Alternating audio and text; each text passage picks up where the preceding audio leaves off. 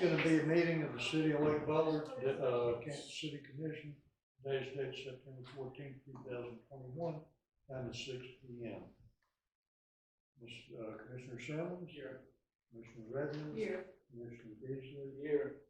Commissioner Stegall? Here. City Manager? Yes, sir. The City Attorney is absent, and the Mayor, Jack Shank, is here. The agenda item number 1 is overview of the proposed 2020-2021 fiscal year budget. Our City Manager will be presenting that. Well, Mr. Mayor, thank you. This is the first time I think I've ever given a budget in all the years I've done sitting down and letting Michael run the computer. So this is the 21-22 annual operating budget for City of Lake Butler. These are the leaders of the city, and you can see that distinguished group in the front row. The back row is a little shaky. Yes. One of the things that we've worked on and worked hard at is no tap there. You seeing the Distinguished Budget Award. We've gotten 2 of them. The Distinguished Budget Award is U.S. and Canada award. It must be a policy document, financial guide, operational tool, communications method. It's good for 1 year, and we've gotten it the 2nd year in a row.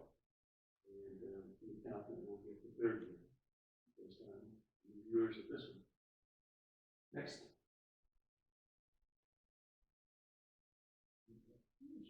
This is the overview of the budget. The total budget is $2,896,050. It's in the scheme of what cities are, it's not a very large budget. The majority of the budget is made up of what we call proprietary funds, which is the solid waste, wastewater, and water. Those are probably more than half of the whole budget. So we'll talk about each one individually as we go through the next one. One of the things that we did was we created a vision statement to develop and grow as a rural community of choice. We developed a mission statement, strive to enhance appearance, foster economic growth, and maintain a rural quality of life. We developed some core values. The acronym is HOMETOWN: honesty, optimism, motivated excellence, teamwork, opportunity, welcome, and nature. Then one of the outcomes of our strategic planning meeting that we had in the fall was to develop some strategic goals. The first one was to maintain and improve the city aesthetics with a balance of code enforcement and the beautification of public places. The other one was incentivize economic development, support environmental sustainability, including a walkable community. Encourage and support rural events that enhance revenue and stimulate tourism and local partnerships. And maintain, improve, and upgrade water, wastewater, and stormwater systems. These were the outcomes from the commission and the community developing a vision, mission, core values, and strategic goals in the strategic planning session. This is a global chart of organization which is used by some, which really says that the top half of the chart is policymakers. The bottom half of the chart is the operations. You'll find the commission at the top half, and I'm at the bottom half. The current minimum wage with our budget is $11, and we're working our way up to $15 over the next 4 years, as the state has mandated. A little gray box that's hard to read up on the top says that you all have an average age of 62 years old. The average age for your staff is 48. That 48 number includes me, so without me, you're down to about 30. Yeah, I was going to say, you skewed. Yeah, that's the number. And now I got Mike, so he helps me. The total employees budgeted are 13. We currently have 12. We've got one vacancy. We're in the process of getting ready to advertise for that. It's been the manning chart for several years. We admit that we are well understaffed. We just don't have the money. And I'll show you why we don't have the money coming up. Yeah, I was going to go back. The average employee is 32,000, about 8% above where it was last year because of the minimum wage increase. We do have an exceptional staff.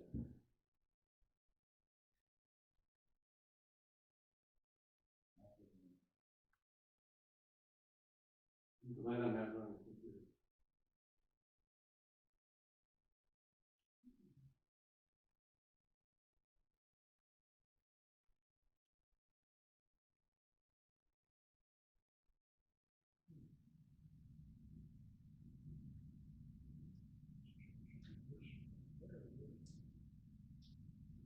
First fund we're going to talk about is the general fund.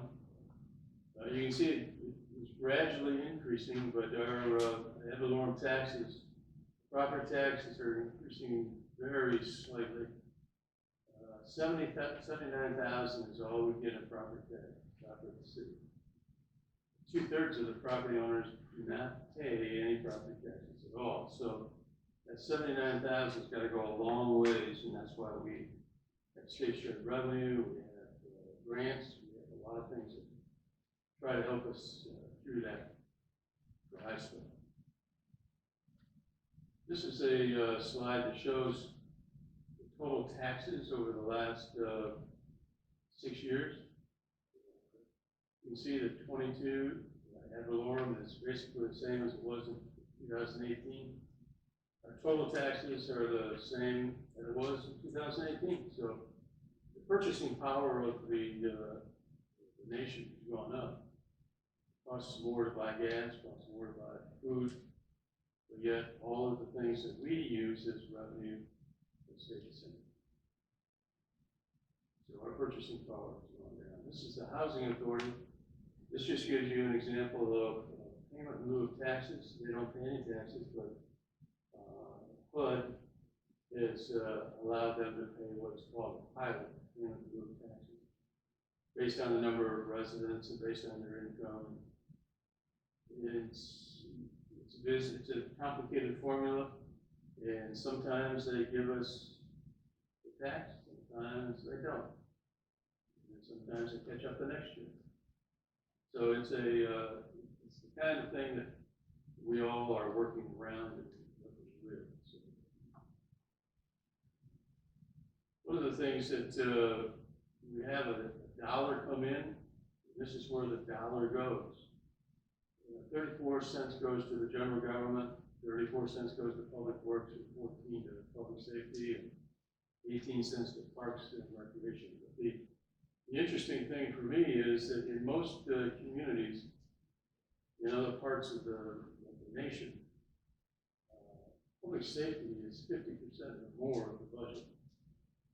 Here it's a very small portion, 14%. The general government would be probably next. The public works, parks and recreation would fill out. Here, public works public safety is the smallest of the categories. We can thank the county sheriff's department for that. This is the trend of expenditures over the last 12 years. It's sort of flat. It matches the revenues. This includes the commission, the manager, finance, legal, planning, zoning, and elections. So we have a flat revenue base, so we're trying to keep expenses flat, and that's becomes a challenge. When you develop a fund balance policy, fund balance is what you have in case there's an emergency or something you need to have, a hurricane comes through or something, you've got to have some funds available. The recommendation has always been about 25% for the general fund, 25% of our expenditures, total expenditures. So this year, we're budgeting about 44%. 23 is about 31%. And 24, we get that 25% number. And it starts going down. to the point where in 2016 and 2017, we either got to figure out a way to get additional revenue or cut some very significant programs. Part of the additional revenue is why we're trying to deal with retail strategies, bringing in retail businesses. And hopefully at some point we'll be doing some investment. Okay. One of the major proprietary funds or enterprise funds is the water fund.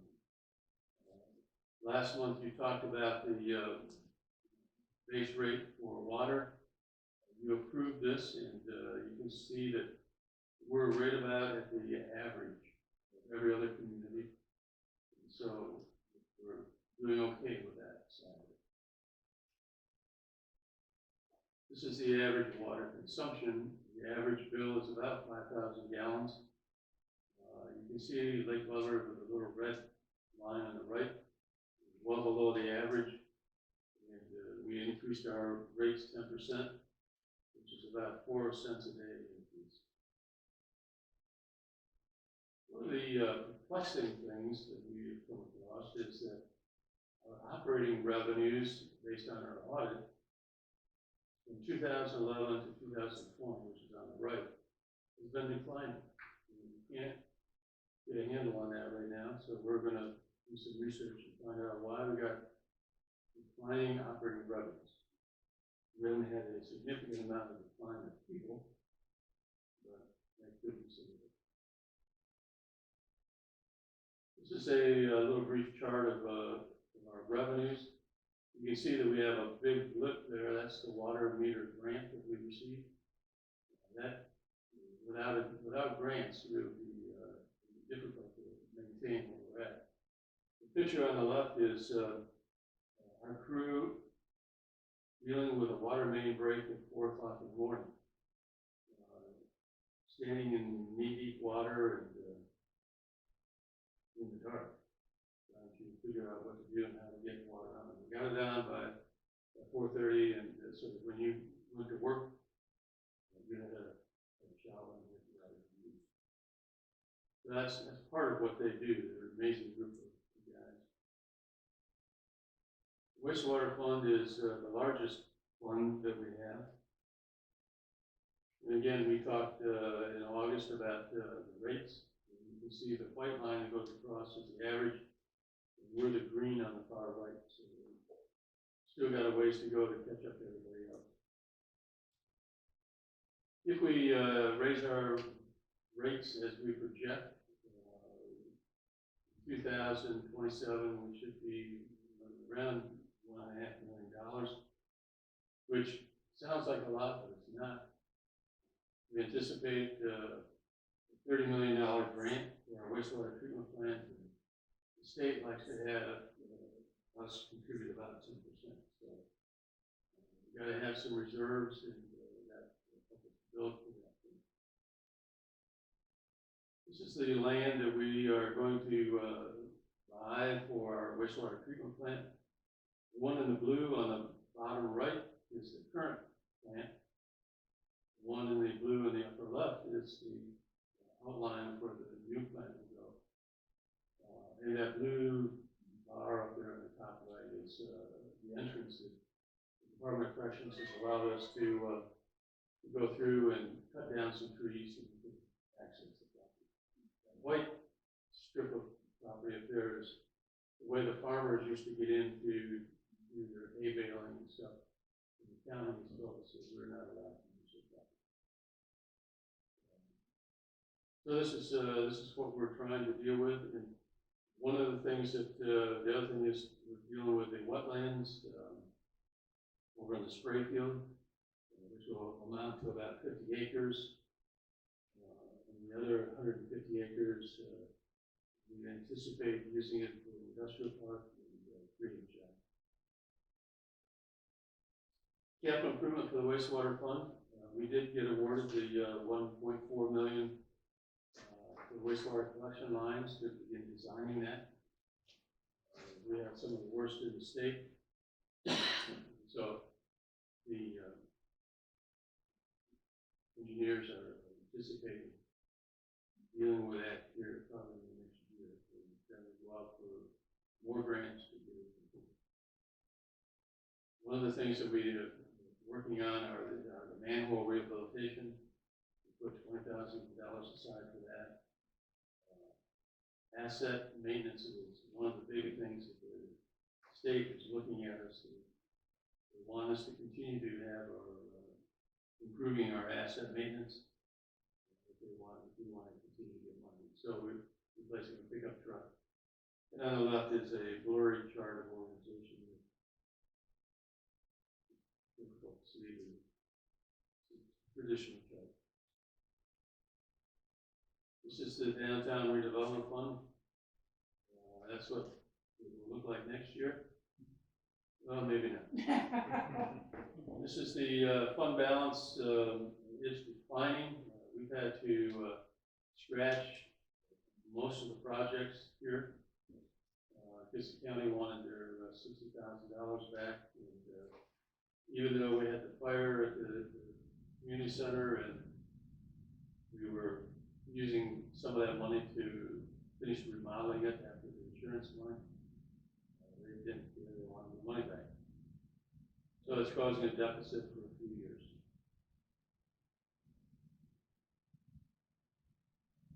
Street Improvement Fund is designed to go down to zero. We're using that money to fix the radii that has been damaged around here, and also to use what money we can to match any grants that we could have to resurface streets once we get the infrastructure done.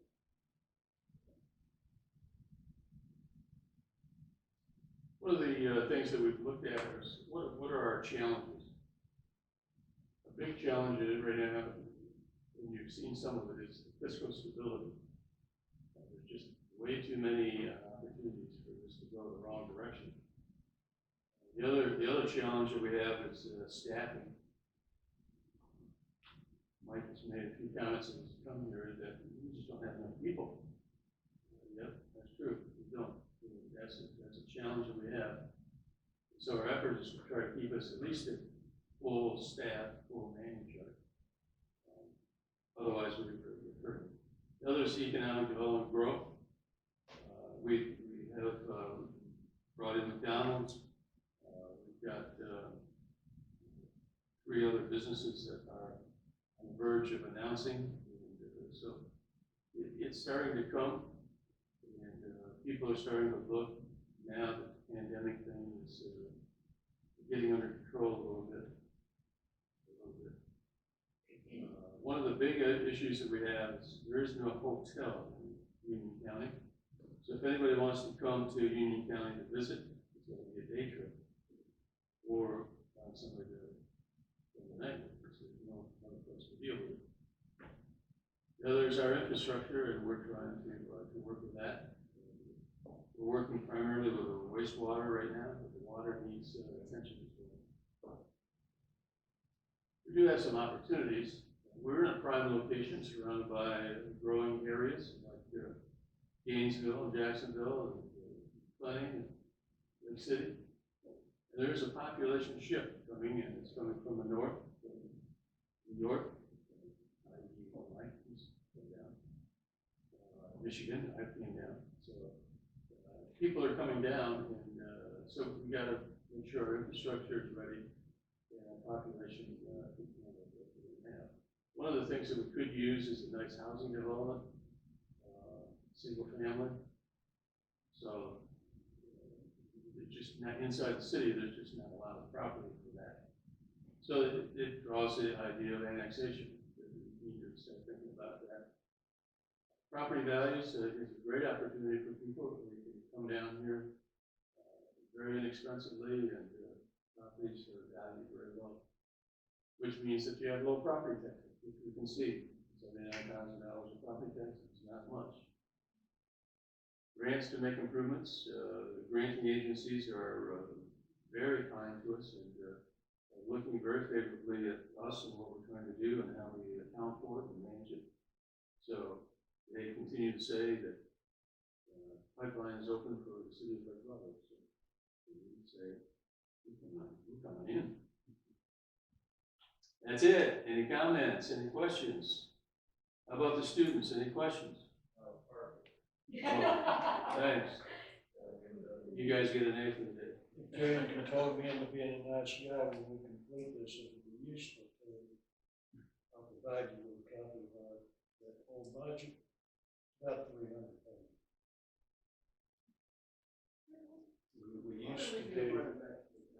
We used to do 20 or 30 for a budget.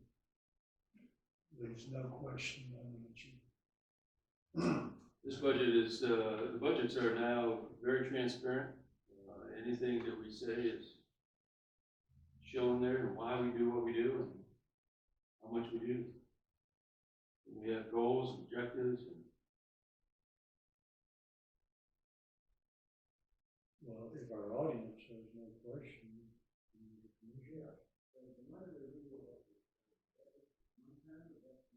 that was one time. One time, but every year, 20,000. 20,000.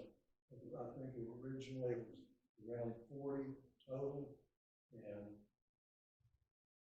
4 or 5 years ago, 2015, the commission decided to give over $10.5 to the county. Currently, Mr. Walker, myself, and Mike are in negotiations with Mr. Perez, Kelly, and Cam, and Jimmy Williams to revisit the local agreement. And when we get done with our debate, then I'll come back to the commission, tell you where we're at, and y'all can decide what you want to do. They'll be doing the same with the county commission.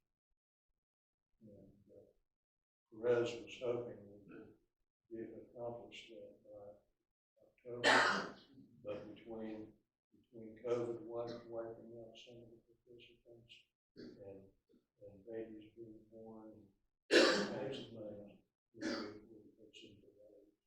But we will get back at it, and the one thing to keep in mind is that if we can't come to an agreement, as long as we make the decision by June of next year, we can send a letter to the county telling them that we no longer recognize that agreement, or we're not out of it, and it will, the sun is set on it December 31st. Yeah. That's where we're at, what we're doing, and hope it answers your question. We need to check it out.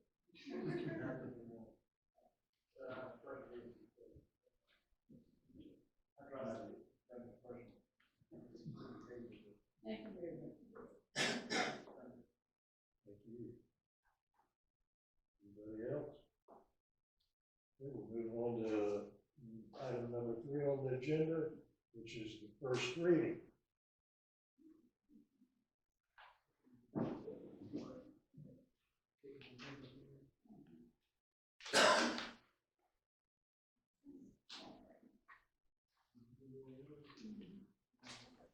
want some water? We'll get it. That's all right. You sure? Yeah, you think.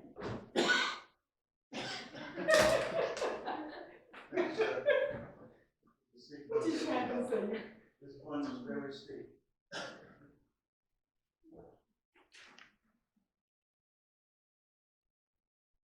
This is the first reading of the ordinance. Next week will be your second reading, final reading. And if you're concurring with all this, the mayor is in charge. All we need is somebody to make a motion for the ordinance to be read, if they wish, by title only.